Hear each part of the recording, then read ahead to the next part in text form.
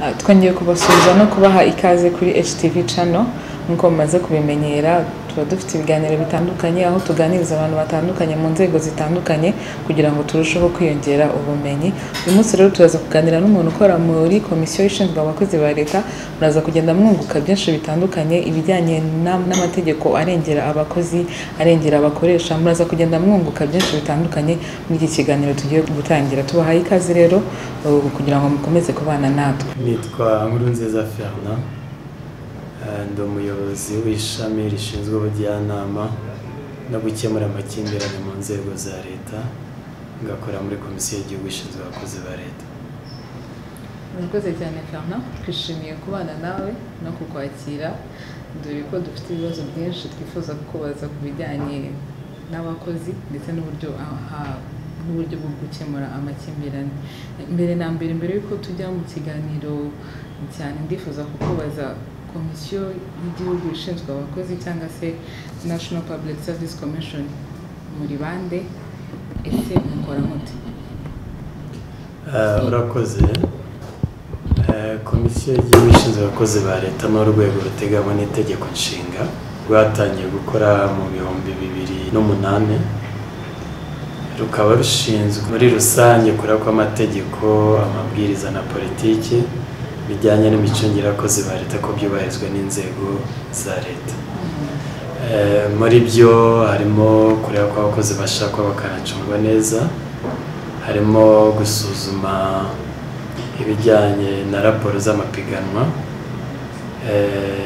ikagira inshingano yo guteza imbere imyitwarire mbonezamurimo, ikagira inshingano y'ubushakashatsi no kugira inama guverinoma, ikaba ifite n'inshingano yo kwakira ubujurire ashyikirijwe n'abakozi ba leta bumva barenganye. Yego, muri make n'ibyo ikora. Murakoze cyane. Tutarajya kure, ndagira ngo mbarize uyu munsi abantu, ushobora kuduha imifotra na komisiyo y'abakozi byaba bitandukanye, kuko uyu munsi hari abatekereza imifotra kumva ari ikora ako kazi umaze kutubwira. Ndagira ngo tugitangira bibe clear, abantu bamenye aho bitandukaniye n'uburyo bikorana. Urakoze cyane. Mifotra ni Minisiteri y'Abakozi ba Leta n'Umurimo, ikaba ifite inshingano nyamukuru ariyo politike y'umurimo.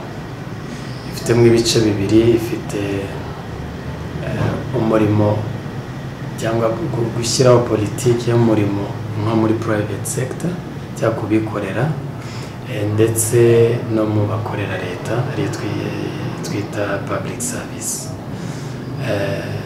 Muri uko gushyiraho politiki rero ni muri bwa buzima bwose bw'umukozi, kuva umukozi mvuze muri private sector, kuva umukozi ashakwa kugeza agiye, ibijyanye na politiki y'uwo murimo biri mu nshingano za minisiteri. Iyo bigeze mu nzego za leta cyangwa muri public service, ni uguhera ku bigomba kuba structure, ku miterere y'urwego rwa leta rwashyizweho, uko rugomba kuba rumeze, kugeza aho rushakirwa abakozi, ndetse n'uburyo abakozi bacungwa. Iyo politiki igenga ibyo byose za reform biri mu nshingano ya minisiteri y'abakozi ba leta n'umurimo. Mu gihe komisiyo ishinzwe kureba noneho ya politiki yashyizweho, ya mategeko yashyizweho, yaba n'inzego zitandukanye, ishobora kuba inteko ishinga amategeko cyangwa amategeko ashyirwa na premier ministre cyangwa president, presidential orders na PM orders n'ama ministerial orders. Ayo mategeko n'izo politiki n'amabwiriza ariyo regulations, komisiyo iraza ikareba niba za nzego za leta ziyubahiriza biciye muri za nshingano nari maze kuvuga haruguru. Iryo tandukaniro ni no kunguka kandi izo nzego zombi zuzuzanya. Ikindi wenda navuga nuko komisiyo itanga raporo ku nteko ishinga amategeko no kuri guverinoma. Ubwo mbivugiye kugira ngo byumvikane uko komisiyo ikorana n'inzego ziyikuriye. Yego, murakoze cyane. Turaza kugaruka no ku bijyanye ku makimbirane akunda kuba hagati y'abakozi n'abakoresha, by'umwihariko nifuzaga kumenya ese National Public Service Commission ikorana n'abakozi ba leta gusa cyangwa yaba ikorana n'ibigo byigenga? Ikorana n'abakozi ba leta ariko ntabwo navuga ko idaheza n'abo bakozi, kuko gira ibikorwa bimwe bishobora gutuma uzaba umukozi w'ibigo byigenga agira ibyo amenya muri make ku bijyanye n'imicungire y'abakozi cyangwa n'ishakwa ry'abakozi mu nzego za leta. Ikindi gake cyane hari abayigana bakaba komisiyo ikaba yababwira uburyo igihe bahuye n'ibibazo bakwiyambaza umugenzuzi w'umurimo, ariko muri rusange mu nshingano zayo ikorana n'abakozi bo mu nzego za leta. Urakoze cyane. Ngira ngo turi kuri icyo nifuza kukubaza, ese umukozi amenya ate ibyo agomba umukoresha n'umukoresha abigenza ate? Mbese ni habaho umukozi hari ibyo aba asabwa gukora ariko hari n'ibyo umukoresha aba amugomba. Ese ni gute umukozi amenya amategeko amurengera igihe atangiye akazi ahantu runaka?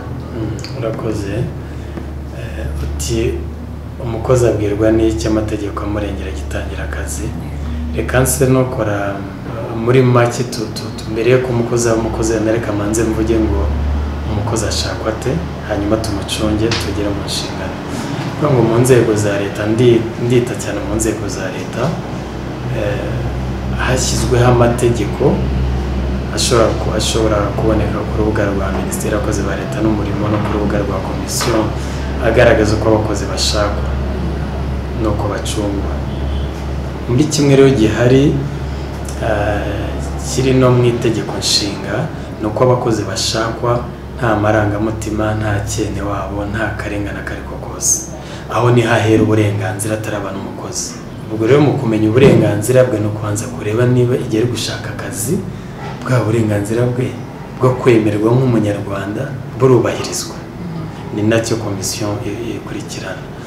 Muri ibyo rero hari uko urwego ruba rugomba gutangaza mu buryo bw'ikoranabuhanga akazi gahari kugira ngo umunyarwanda wese aba afite uburenganzira bwo kuba yasaba ako kazi mu gihe yujuje ibisabwa kandi abyifuza. Hakaba amategeko atugaragariza uko agomba gutoranywa n'ibihe ntarengwa. Hakaba amategeko agaragaza ukuntu agomba gukora ibizamini n'uburenganzira afite mu bijyanye no kujurira igihe yumva yarenganye. Ndetse komisiyo y'igihugu ishinzwe abakozi ba leta ikaba ifite n'inshingano yo kwakira ubujurire kuri umukandida warenganye mu gihe ku rwego rwa mbere rwa rwego rumukoresha rutabashe kumukemurira ikibazo. Ibyo byose ni uburenganzira bw'umukozi. Nibwo ndi kugenda mvuga. Iyo amaze gushakwa rero ya mategeko yubahirijwe, uwatsinze abandi wageze amanota hejuru ya 70% cyangwa hejuru yayo ashyirwa mu mwanya. Nanone amategeko amwereka uburenganzira afite. Niba ageze mu kazi agomba guhabwa ibarimo akazi akagaragarizwa n'inshingano. Iyo ageze mu kazi urwego rufite inshingano ari nabwo uburenganzira bw'umukozi zo kumumenyereza akazi ataragatangira, ari icyo cyitwa induction. Hirya yo kugera mu kazi abagomba no kugeragezwa yari umukozi mushya.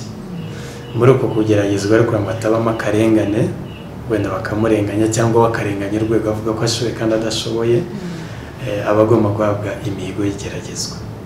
Hirya y'iryo geragezwa n'amezi 6 ku bakozi muri rusange, ariko nk'abarimu n'amezi 12. Muri icyo gihe abakora akazi ariko bishingiye ku bikorwa yumvikanye n'umuyobozi we supervisor, direct supervisor, kugira ngo nyuma ya cyagihe cy'amezi 6 cyangwa amezi 12 hazabe gusubiramo kumukorera isuzuma no kureba ko abashije cyangwa atabashije. Ibyo nabyo rero ni uburenganzira.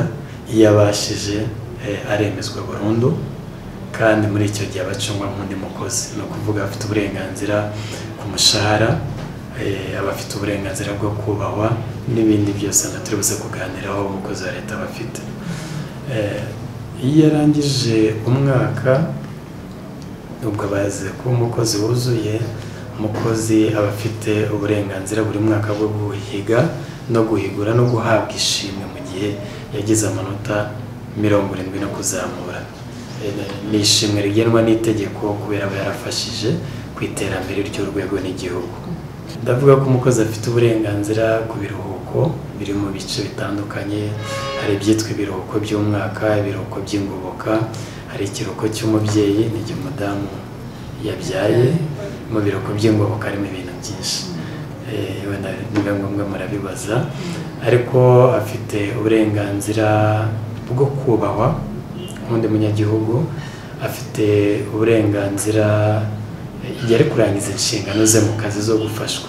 Niba hakenewe imodoka imutwara, niba akeneye imashini yo kwandika impapuro, ibyo byose ni uburenganzira bwe, aba agomba kubihabwa n'urwego kugira ngo abashe kurangiza inshingano ze neza.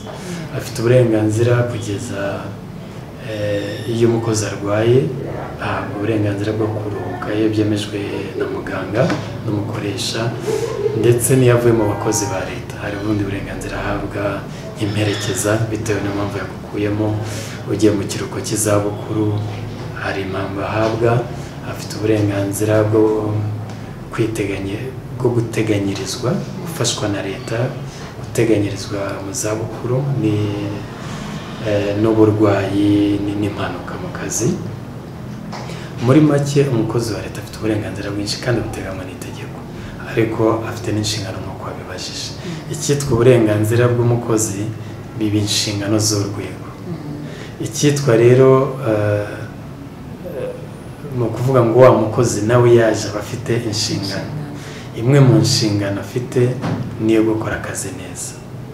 Niba ageze mu kazi agomba kugakora nk'akazi ke, akagakora mu mbibi z'amategeko abigenga, kandi akabikora mu nyungu rusange, adafata inyungu ze ngo zize mbere y'inyungu rusange, cyangwa yitwaza akazi afite kugira ngo akemure cyangwa arengere inyungu ze bwite. Afite inshingano nk'undi munyagihugu wese kubaha itegeko nshinga n'andi mategeko. Umukozi wa leta afite inshingano, ibi byose ndimo mvuga bifite amategeko abigenga.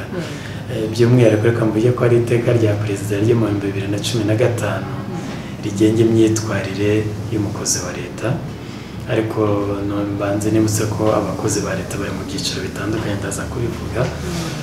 Uwo mukozi wa leta rero afite inshingano zo kwakira neza abamugana, afite inshingano zo gukora ku buryo abagenerwabikorwa bagirira icyizere urwego akorera, afite inshingano zo kubaha abamukuriye mu kazi mu gihe cyose bijyanye n'inshingano ziteganywa n'amategeko cyangwa asabwa ibiteganywa n'amategeko byubahiriza. Afite inshingano zo kugaragaza ibitagenda. Ntabwo ari ukuba ntibindeba, ntabwo ari ukuvuga ngo babyimenyere. Ubonye hari ibidakorwa neza bishaka kugira ingaruka ku rwego, ni inshingano zawe nk'umukozi wa leta kugira gute kubigaragariza uwo bigomba kugaragarizwa. Agomba gukora mu gihe cyagenwe. Reka mvuge ni ibyinshi ndimo mvuga dushobora kubona mu mategeko, ari byo tegeko nari mvuze, ariko inzego nyinshi cyangwa zose zisabwa kugira icyo bita amategeko ngengamikorere. Ni document, ni igitabo gitegurwa n'urwego kigaragariza buri position n'uyikoramo ibyo agomba gukora, inshingano n'uko azikora. Nabyo bigashingira ku iteka rya nyakubahwa Minisitiri w'Intebe. Ibyo byose bigamije kugira ngo turebe ni izihe nshingano umukozi afite, azikora ate. Iyo amaze kugaragarizwa uko azikora rero biba bibaye inshingano. Murakoze cyane. Nyuma y'uko dusobanuriye inshingano z'umukozi ndetse n'uburenganzira bwe, nifuzaga kumenya noneho iyo izo nshingano zitubahirijwe haba ku ruhande rw'umukozi ndetse n'uruhande rw'umukoresha, icyo gihe bigenda bite? Urakoze. Mu nshingano afite nyinshi zitandukanye, bashaka zishyira mu byiciro bikurikirana. Ari inshingano afite nk'umunyagihugu wese nari mvuze zo kubaha amategeko n'itegeko nshinga. Hari inshingano afite imbere y'abamuyobora, hari inshingano afite imbere y'aba ayobora, hari inshingano afite imbere y'abagenerwabikorwa, hari n'inshingano afite nyuma yo kuva mu bakozi ba leta mu bijyanye n'ibyo yamenye akiri mu kazi, ari nk'ibanga ry'akazi n'ibindi. Ibyo rero utabyubahirije hazamo ibihano. Ndagira ngo tugaruke ku cyo wari umaze kutubwira ko mu bakozi ba leta habamo ibyiciro. Ese bari mu bihe byiciro? Urakoze. Ari ibyiciro, reka mvuge ko ari ibyiciro bitatu. Hari icyiciro cy'abayobozi, hari icyiciro cy'abaprofesiyoneri, hari n'icyiciro cy'abatekinisiye. Iyo ugeze muri kiriya cyiciro cy'abayobozi nabo habamo ibindi byiciro, harimo abayobozi bakuru banafite n'itegeko ryihariye rigenga imyitwarire yabo. Hakaba n'abayobozi batari bakuru, abadiregiteri n'abandi bafite ya myitwarire twabonye, bashobora gufata iriya myitwarire yaba y'abayobozi yaba n'iy'abakozi. Rya teka rya perezida rinamaze kuvuga ko abandi bafite n'itegeko ngenga rigenga imyitwarire y'abayobozi.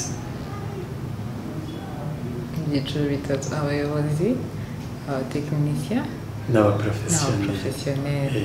Abaprofesiyoneri ubwo n'abatekinisiye byaba bitandukaniye?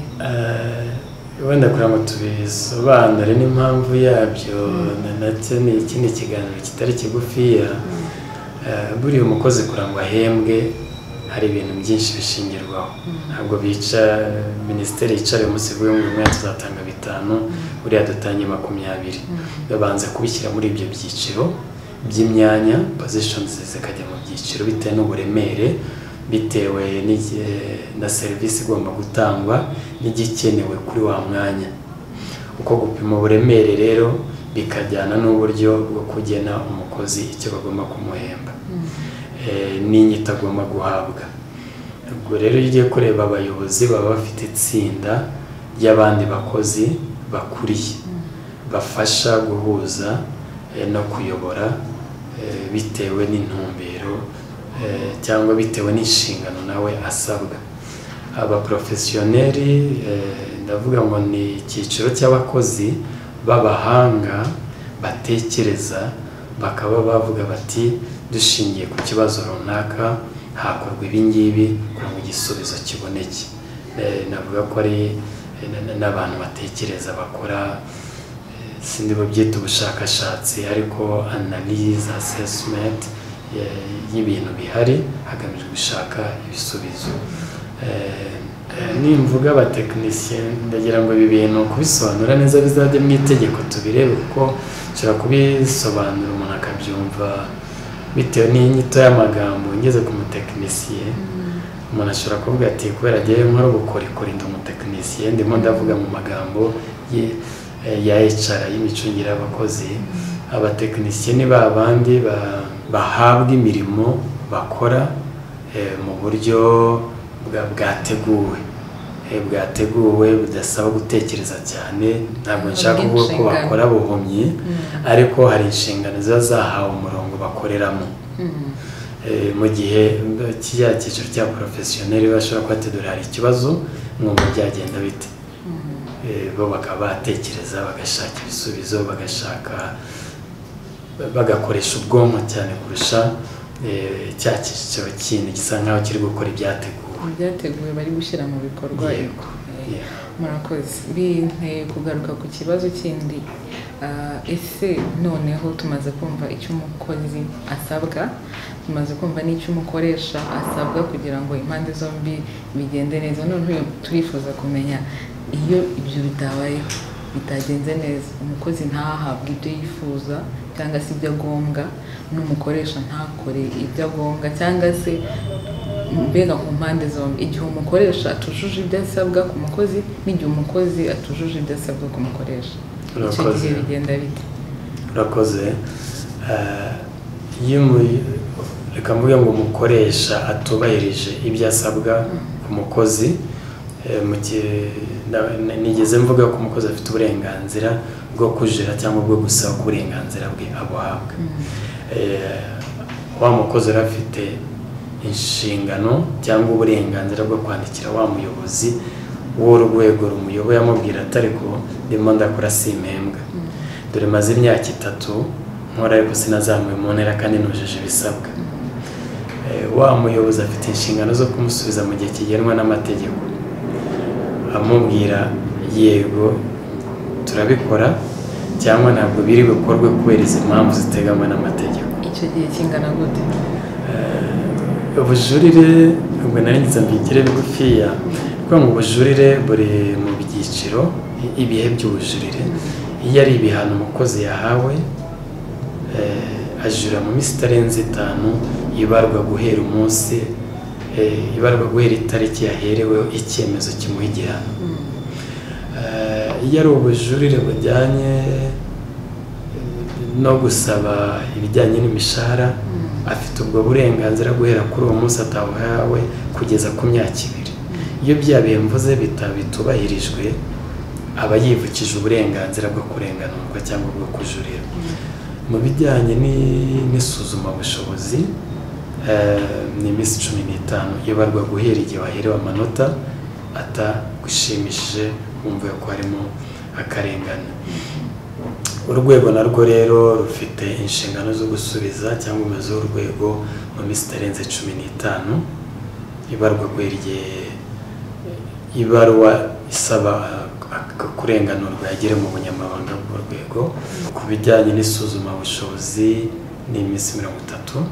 Iyo rero ku rwego rwa mbere udahawe igisubizo kikunejeje, ufite uburenganzira bwo kujira ku rwego rwa kabiri. Urwego rwa kabiri ni rumwe, ni komisiyo y'igihugu ishinzwe abakozi ba leta, ndetse n'umwanzuro wa komisiyo ntujurirwa mu butegetsi keretse ugiye mu nkiko.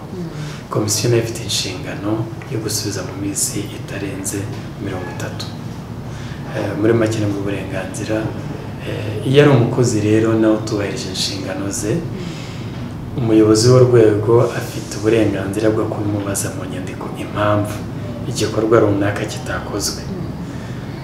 Nabwo hari procedures tuvuga ibihe ntekereza ko turi bugende dutinda ko tuba tugiye gufata buri kantu.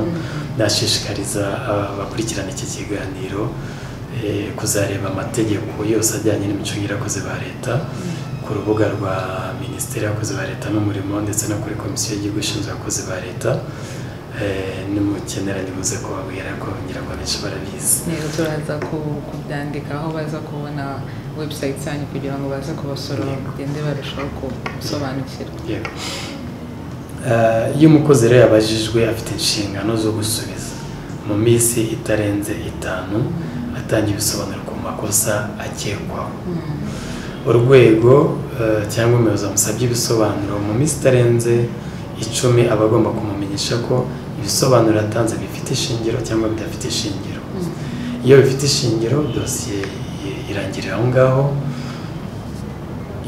Iyo bifite ishingiro, bidafite ishingiro, umuyobozi ashobora kuba yafata ya dosiye noneho agatangira kuyikurikirana kugira ngo umukozi ahanwe, ayishyikirize icyitwa akanama gashinzwe imyitwarire y'abakozi, disciplinary committee, ishinzwe gukora ishinzwe ibintu bibiri: kureba ko ikosa ryakozwe, yewe niba ari nabo barikoze; icya kabiri kureba ibihano bijyanye cyangwa se kujya inama ku bihano bikwiriye ryakosa ryakozwe.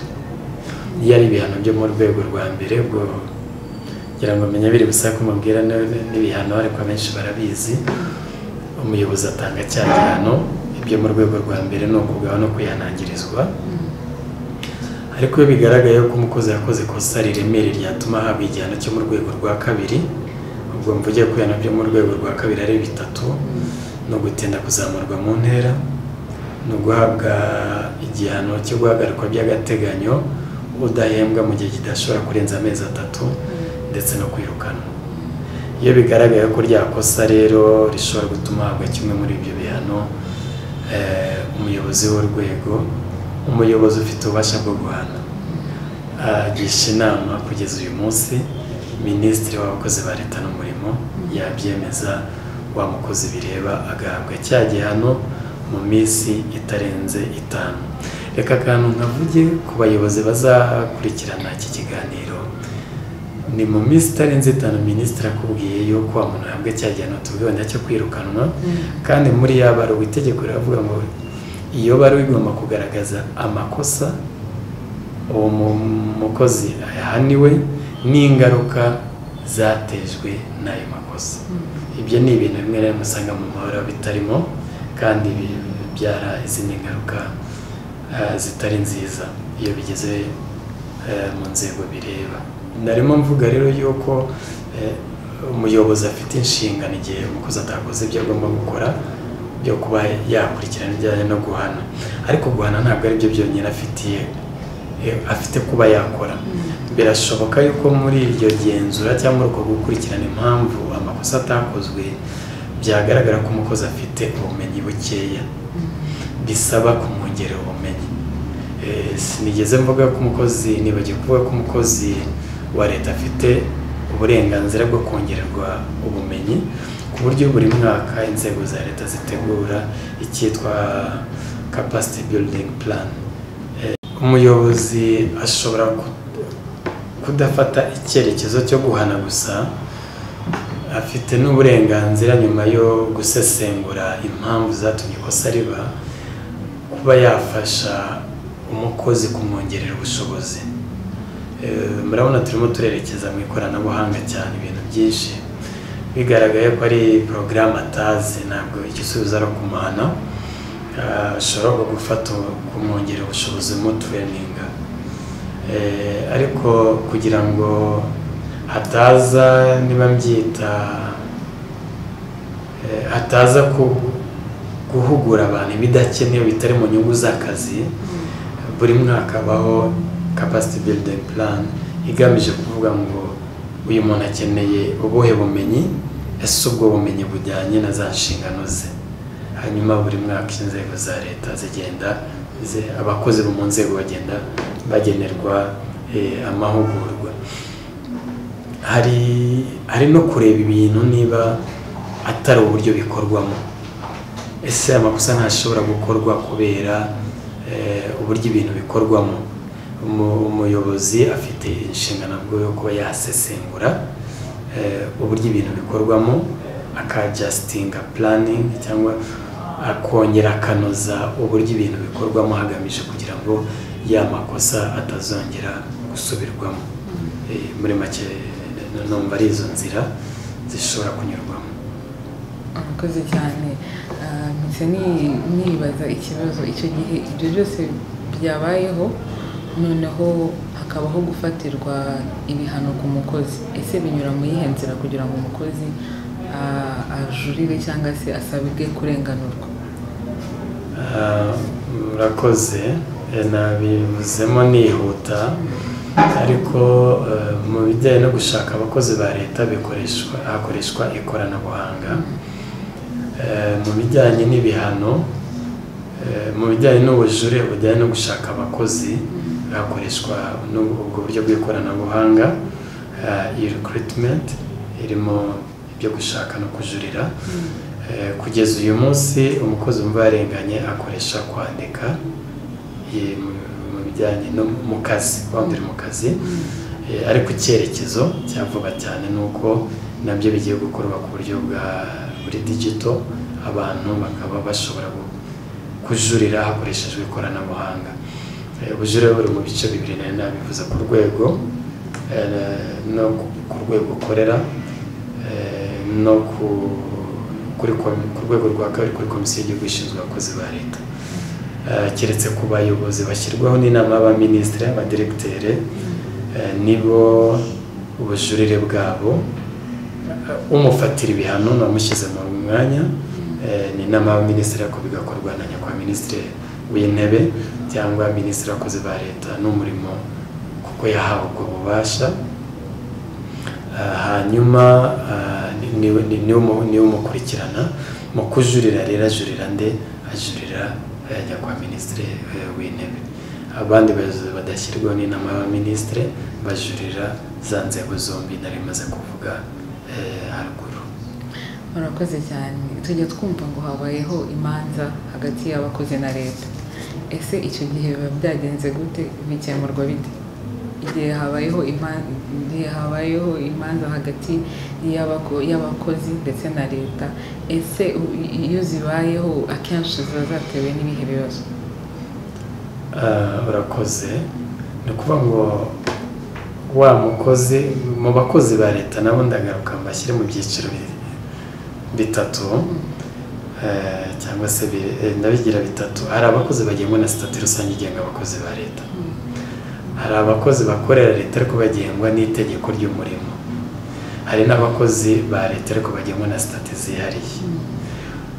Ba bakozi bagengwa n'itegeko ry'umurimo iyo bagize ikibazo bagishyikiriza umugenzuzi w'umurimo. Iyo umugenzuzi w'umurimo atabasha kubikemura, wa mukozi ajya mu rukiko. Tutabasha kubikemura ashobora kuba impamvu zinyuranye, reka mvuge ngo iyo wa mukozi atanyuzwe n'umwanzuro w'umugenzuzi w'umurimo. Kuri ba bakozi bagengwa na sitati zihariye, ubwazo zigena uburyo bw'ubujurire. Bashobora rero ubwo buryo iyo butatanze umwanzuro unyuze umukozi ashobora kujya mu rukiko. Ba bakozi navugaga mbere bagengwa na sitati rusange igenga abakozi ba leta, namaze kuvuga inzego ebyiri bacamo, rwa rwego rwabo cyangwa kwa minisitiri w'intebe cyangwa muri komisiyo bitewe n'icyiciro barimo nk'uko nari nabivuze. Abo bose rero bahurira mu rukiko.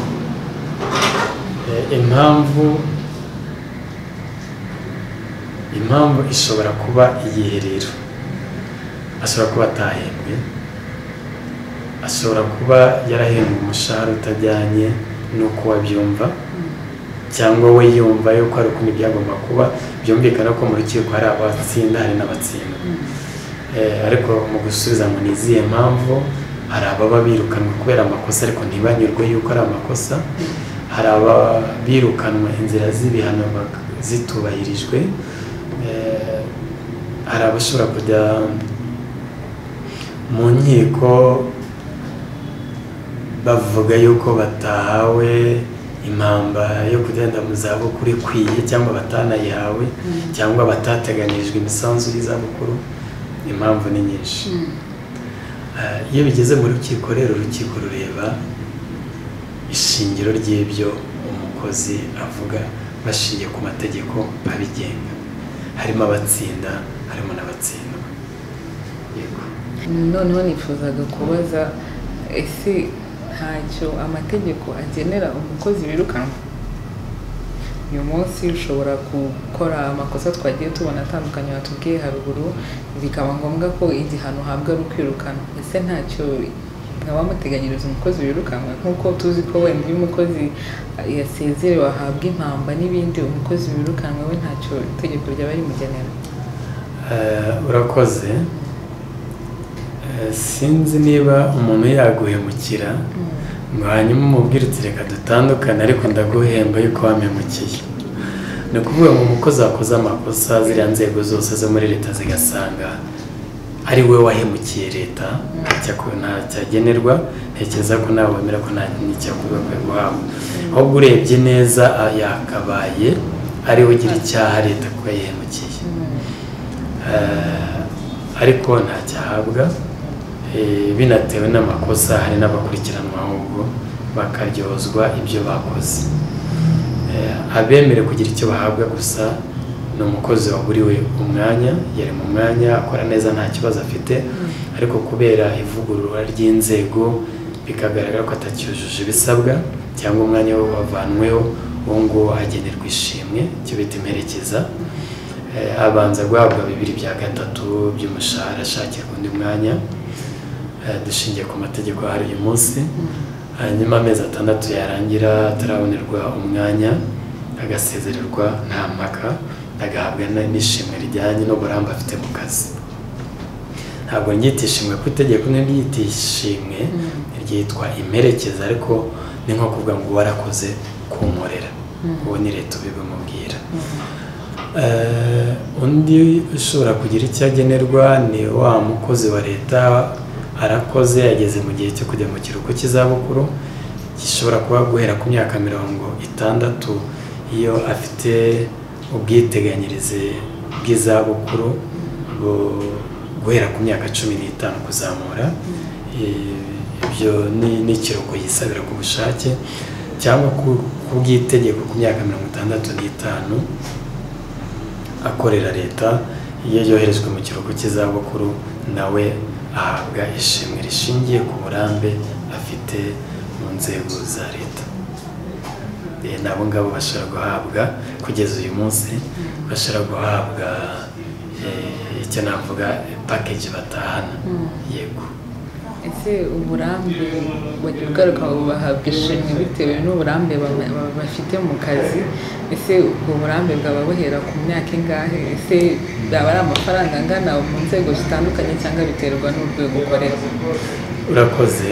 Ni biteganywa na sitati rusange igenga abakozi ba leta, ireba abakozi bose.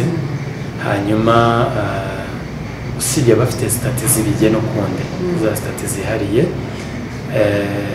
Hanyuma ngo bubarwa bute? Bubarwa tuvuge uyu munsi wagiye mu kazi ka leta mu 2000, kandi kuva icyo gihe kugeza uyu munsi murasezererwa, muravamo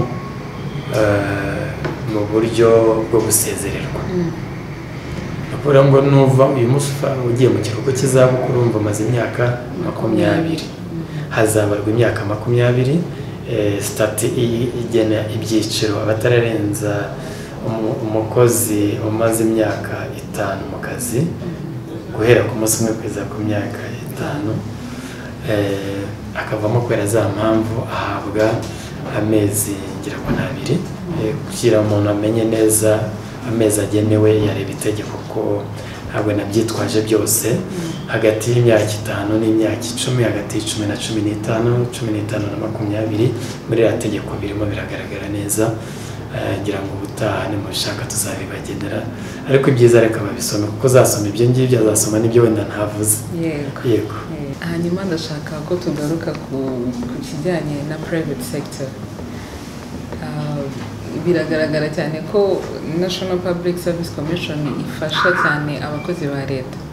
Ese babandi uyu munsi bari gukorera private sector cyangwa se ibigo byigenga, ni hehe babariza? Ese mifotra hari ikiteganya kuri abo bakozi n'abakoresha babo bijyanye n'amategeko y'umurimo? Yego, wenda sinibudemumiza, ariko itegeko ry'umurimo rigaragaza imibanire cyangwa imibanire y'umukozi n'umukoresha mu nzego zigenga. Ko agomba kugira amasezerano y'akazi. Iryo tegeko rigaragaza ko biri mu byiciro 2, amasezerano y'igihe kizwi n'igihe kitazwi, uburyo ayo masezerano ashobora guseswa, uko asubikwa. Rigaragaza impamvu, uburyo amakosa, impamvu zatuma haba amakosa yatuma amasezerano aseswa, n'iryari cyangwa bigenda bite ko umuntu ahabwa imperekeza, guhabwa icyangombwa cy'umukoresha, kwibumbira mu masendika. Buriya buzima bwose bugaragara muri iriya tegeko ry'umurimo. Ni n'itegeko rigari kandi rikaba rifite n'amateka arishyira mu ngiro. No kuvuga ngo ni ministerial orders zimplementinga, zishyira mu bikorwa ririya tegeko, cyangwa rigenda rivuga ku bintu bimwe mu buryo bwimbitse. Ni ukuvuga rero ngo si n'ibyo gusa, buriya minisiteri ifite akazi gakomeye ko kwifasha no kureba yuko nk'abana badakora gukurikirana biriya by'abana bashobora gukoreshwa imirimo kandi bitemewe, gusura inzego zitandukanye zaba izituzi, ubucuruzi, abakora ibintu by'ikoranabuhanga se, ibirombe, barakurikirana. Buriya bafite abakozi mu turere bakurikirana ya mirimo yo muri private sector kugira ngo barebe yuko amategeko agenga y'umurimo yubahirizwa. Iyo atubahirijwe bo baca mu zihe nzira kugira ngo barenganurwe? Biterwa rero n'ikitubahirijwe. Iyo ari ikireba umukozi wemewe, ubwo mvuga ngo wemewe ni wundi baba bakoresheje bitemewe igihe kitaragera, uwo nguwo niwe twavuze yuko agana wa mugenzuzi w'umurimo mu karere ikigo cye gikoreramo. Yewe niyo ari bya bigo birenze akarere kamwe, bagana Minisiteri y'Abakozi ba Leta n'Umurimo n'ishami rishinzwe ko bo bafite ububasha bwo kureba ku rwego rw'igihugu imiterere y'ibibazo bihari no kubishakira igisubizo. Nabwo iyo batanyuzwe n'umwanzuro uko guhuza byatanze bafite uburenganzira bwo kujya mu nkiko. Murakoze cyane, ngira ngo turi kugenda tugana ku musozo. Tugana ku musozo, ni iki uyu munsi wabwira abadukurikiye muri aka kanya? Reka nkangurira abantu bose kumenya amategeko, cyane cyane abashaka akazi n'abari mu kazi. Abari mu kazi babe abakozi, babe abayobozi, babe babakozi bashyira mu bikorwa imicungire y'abakozi ba leta. Ku bashaka akazi nibasoma itegeko, nibakurikirana ibiganiro Minisiteri y'Abakozi ba Leta n'Umurimo, Komisiyo y'Igihugu ishinzwe abakozi ba leta, izo nzego zitanga kuri babimenye, kuko hari abumva yuko hakiri ikene wabo, hari indakuzi, harimo ruswa kandi biri ku kigero cyo hejuru.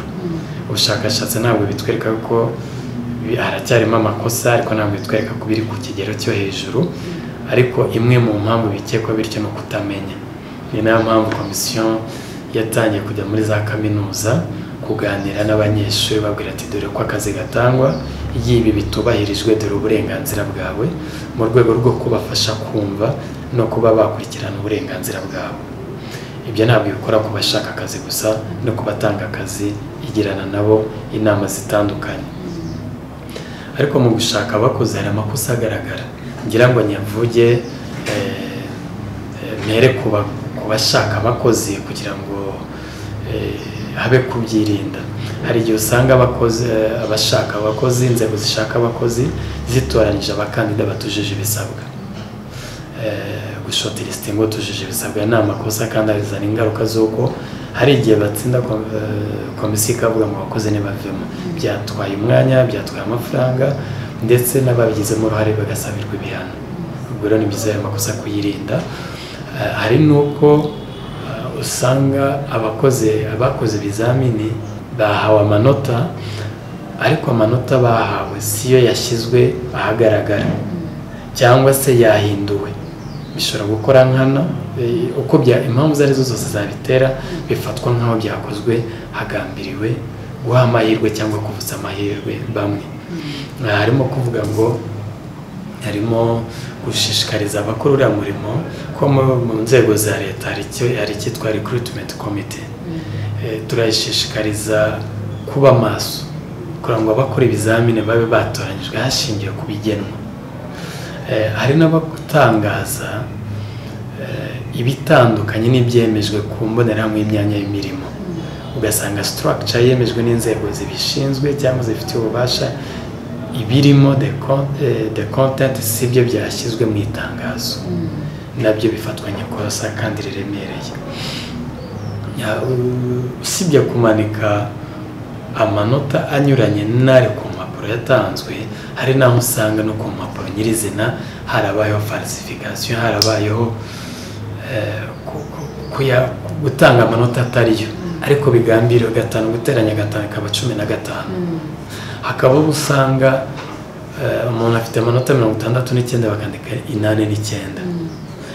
Ibyo rero ni amakosa akunda gukorwa, kandi twasaba yuko ari ushinzwe abakozi, ari umuyobozi we, ari recruitment committee, ari umuyobozi w'urwego, ko byose bijya hanze byemejwe neza n'ibyo byiciro mvuze, bamaze gushishoza neza yuko ayo makosa atarimo.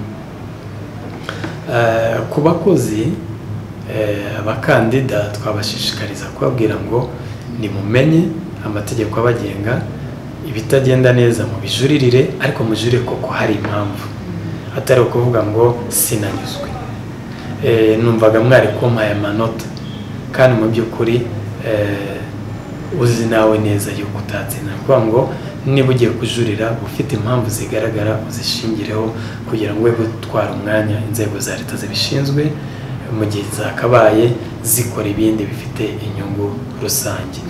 Andi makosa bareka dushyira umukozi mu mwanya. Umukozi aratsinze, amabwiriza avuga ko utagomba kurenza iminsi 30 utamushyize mu mwanya, ariko hari amakosa agaragara aho urwego rutamushyira mu mwanya nyuma inzego za rubaza akavuga ati nta ngengo y'imari yari ihari. Ikibazo kiragaruka akavuga ati ariko kuki ubundi wajyaga gupiganisha udafite ingengo y'imari yo guhemba wa mukozi. Ibyo rero bifatwa nka niba tubyita planning kubera bagiye gushaka umukozi nta mafaranga, niba tubyita yuko utabonye uwo wifuzaga none ukaba uvuze ko nta mafaranga ahari. Icyo umuntu yatekereza ni byinshi, ariko tureke gutuma abantu batekereza ahubwo dukora ibintu mu buryo buri kinyamwuga. Hari n'igihe usanga inyandiko ishyira umukozi mu mwanya iteguye nabi, ukavuga ngo dushingiye ku nama y'ubuyobozi yemeje ko habwa umwanya guhera uyu munsi wahawe akazi muri uru rwego. Turavuga yuko nta standard ihari ivuga ngo iba rigomba kuba ifitwe n'ibi, ariko hari iby'ingenzi ukwiye kuba wumva. Garagaza ko umuntu yapiganye agatsinda, hanyuma ugaragaze umwanya ashyizwemo, umugaragarize n'uburyo azahabwa inshingano zishyiremo, cyangwa uvuga ati ziri kumugereka kugira ngo azimenye. Watera n'intambwe ukavuga ngo guhera itariki n'iyi aho uzakurikiranwa na naka, shyiramo ibituma umukozi ataza ashakisha, shyiramo ibituma uwo wageneye kopi yumva impamvu umuntu yahawe akazi, kuko hari impamvu zatuma umuntu ahabwa akazi bidaciye.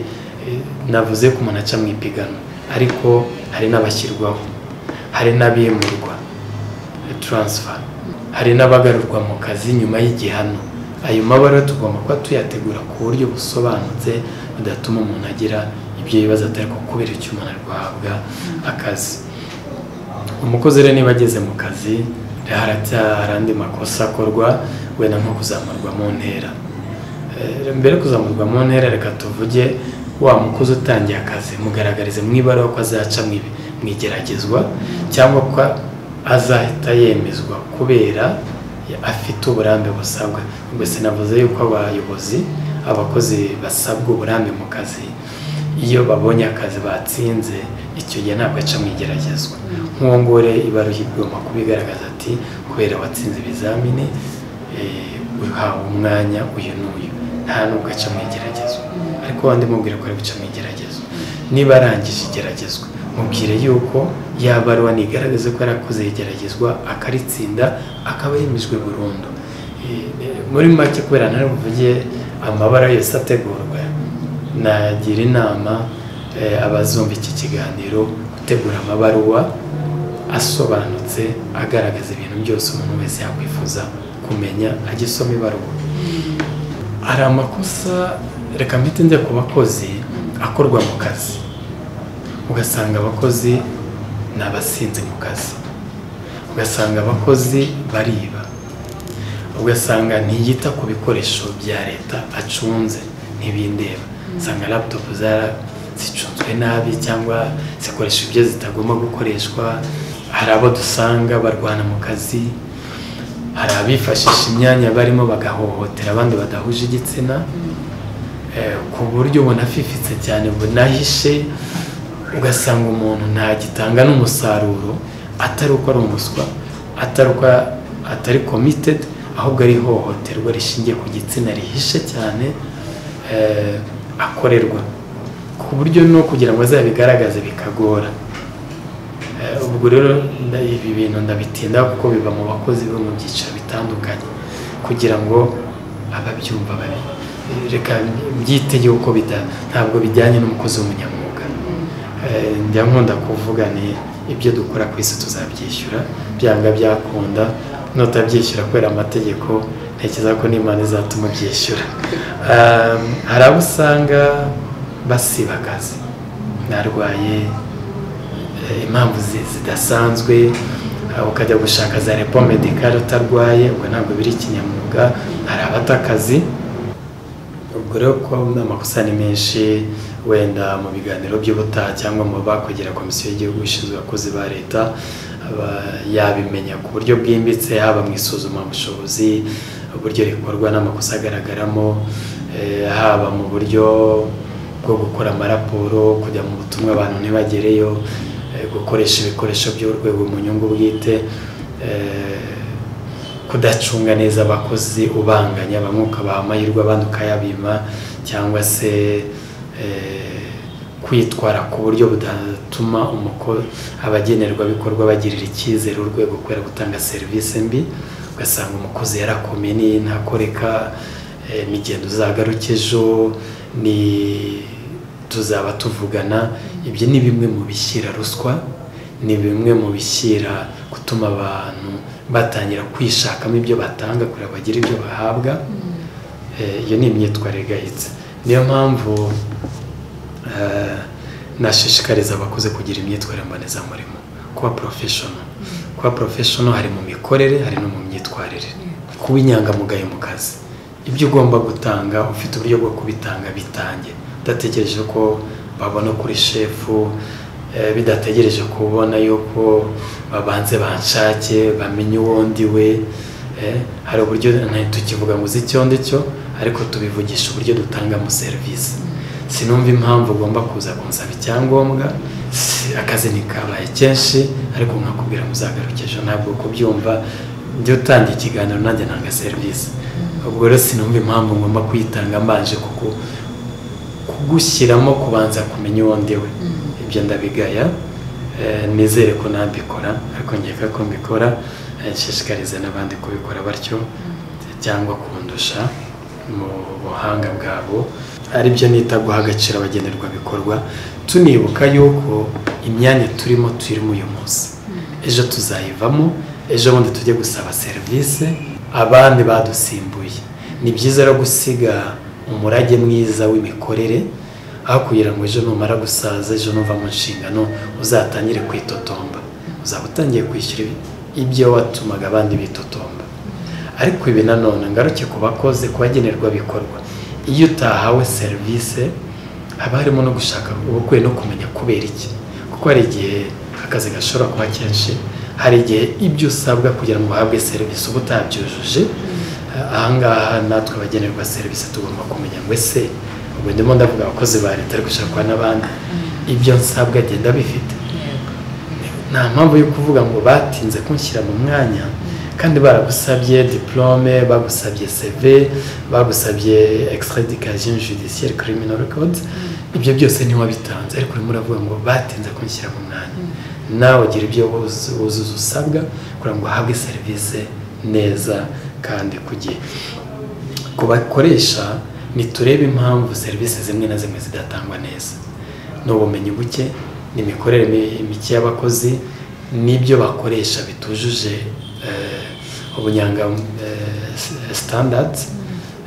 Niba ibaruwa yiteguwe nabi ukayisinya bikabyara amakimbirane, menya yuko ari ibyo ugomba kwitaho kugira ngo ibintu bikorwe neza, bisohoke byujuje ubuziranenge. Cunga abakozi mu buryo buri friendly, bagaruza ubugwaneza, bahane bibaye ngombwa, bongerere ubushobozi.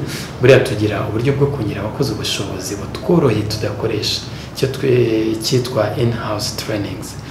Nta na kimwe bigutwaye nk'umuyobozi w'urwego kuba wahamagara komisiyo y'igihugu ishinzwe abakozi ba leta, mifotra, simbizi ubushinjacyaha, simbizi auditor general, ubabwira uti ngwino uduhugurira abakozi muri ibi n'ibi. Ibyo ngibyo ni ibintu ushobora ntekereza komisiyo ni serivisi itanga, n'izindi nzego numva zitanga. Kuba wasaba umukozi wo expert bitari gusaba amafaranga, kuba yaza kuguhugurira abakozi muri domaine batamasteringa neza. Ubwo rero ubwo buryo nashishikariza abayobozi b'inzego kubwitaho. Nashishikariza abayobozi bayobora abandi kuba intangarugero, kuko sinumva ukuntu mbwira ngo sinkora, uyu mukozi arananiye, ntatanga raporo ku gihe, arasiba, arakererwa, ariko mu by'ukuri nawe urabikora. Ni ukuvuga ngo urashaka yuko uza ripoti yakozwe ukayitanga utabanje kureba ibirimo, utabanje kumufasha kureba imbogamizi afite zatuma aderivaringa ku gihe. Nawe ubwawe ntuba mu kazi, ukora ku wa mbere no ku wa kane, ku wa gatanu, kandi ntiwagiye mu zindi nshingano z'akazi. Ni ukuvuga ngo tubaye ingero nziza zo gukora. Reka ntange urugero, ufite abakozi 10 kandi ba bakozi 10 habaye impamvu 5 bagenda.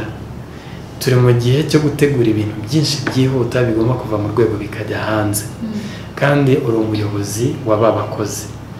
Bya bintu witekereza yuko biri buboneke mu minsi 5 nk'uko byari bisanzwe, hari abakozi 10.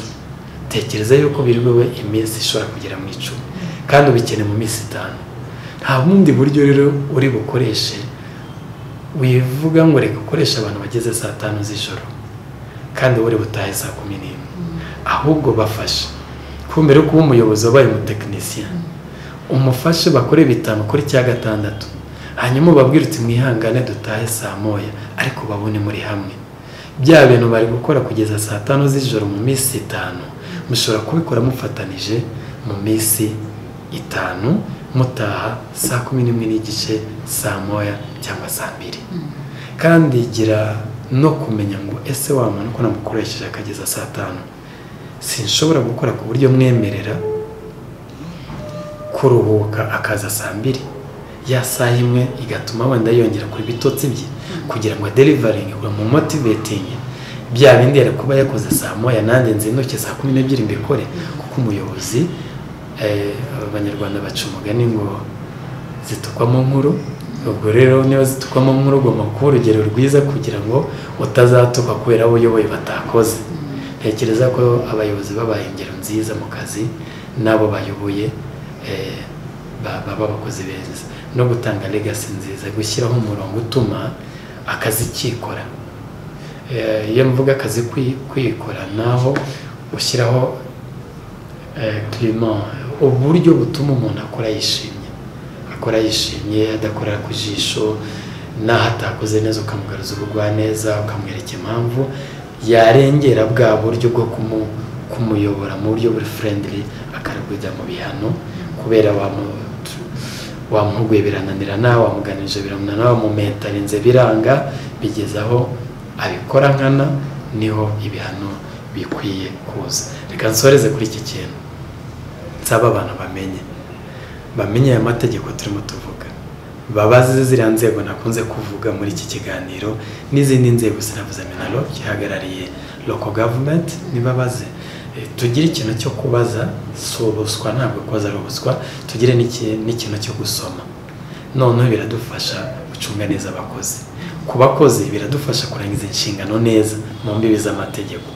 Yemwe biranadufasha kugira inzego zishyira amategeko, kuko twasomye tukabishyira mu ngiro, tukabona aho bitagenda neza, tukabimenyesha abo bireba kugira ngo batunogereze politike n'amategeko. Ndabashimiye. Murakoze cyane Fernand, murakoze cyane ku bisobanuro birambuye muduhaye. Ngira ngo mwanatwibutsa wenda nka website za National Public Service Commission aho dushobora kusanga ibisobanuro birambuye. Urakoze. Komisiyo y'igihugu ishinzwe abakozi ba leta ifite telefone itishyurwa 3999, wabaza ukamenya ibyo ushaka kumenya mu bijyanye n'imicungire y'abakozi ba leta. Ifite website wasangaho amategeko n'amaraporo. Ku maraporo nibwo umenya ibyo komisiyo yabonye, amakosa ahari, ibigenda n'ibitagenda. Ku rubuga rwayo rwa eshatu npsc.gov.rw, www.npsc.gov.rw. ushobora kujya ku rubuga rwa Mifotra usanga policies zihari n'amategeko n'ibindi bikorwa bitandukanye bakora. Ku rubuga rwa Mifotra ari rwo www.mifotra.gov.rw. aho hose uzabona amakuru, uzahasanga na nimero ya Mifotra itishyurwa nayo ushobora kuhamagara, uzahasanga nimero z'abakozi bose bakwifuza, zaba iz'abayobozi zaba iz'abakozi, bashobora kugufasha kuba wamenya ibirenze ibyavuzwe muri iki kiganiro. Nibutsa ko amategeko agenda avugururwa, hari n'ibyo navuze bishobora kuvugururwa ejo. Ni byiza rero ngo tubimenye bitabanje guca mu gukosorwa ku makosa yakozwe. Murakoze cyane. nk'uko mwabyumvisha mu kiganiro tumaze kugira rero mwungutse byinshi bitandukanye aho mwamenye amategeko abarengera nk'abakozi ndetse abarengera nk'abakoresha ngira ngo mwungutse byinshi bitandukanye rero tugeze ku musozo tubibutsa ko turi kumwe na Fernand ukora muri komisiyo y'igihugu ishinzwe abakozi ba leta mwumvishe byinshi bitandukanye rero nizere ko iki kiganiro cyabafashije kumenya ibyo mwifuzaga kumenya hanyuma rero iki biganiro byacu nakagaruka tuzakomeza kubana tubibutsa ko mukeneye kwamamaza ibikorwa byanyu mwatugana namwe tukabafasha iyo success is our target hanyuma tubibutsa no gukora subscribe kuri YouTube channel yacu aho mwadusangaho nka HTV channel gasiga na comment ku byo twaganiriye mwifuza ko hari n'ibindi twababariza nabyo mwabitumenyesha murakoze cyane rero dusubire ubutaha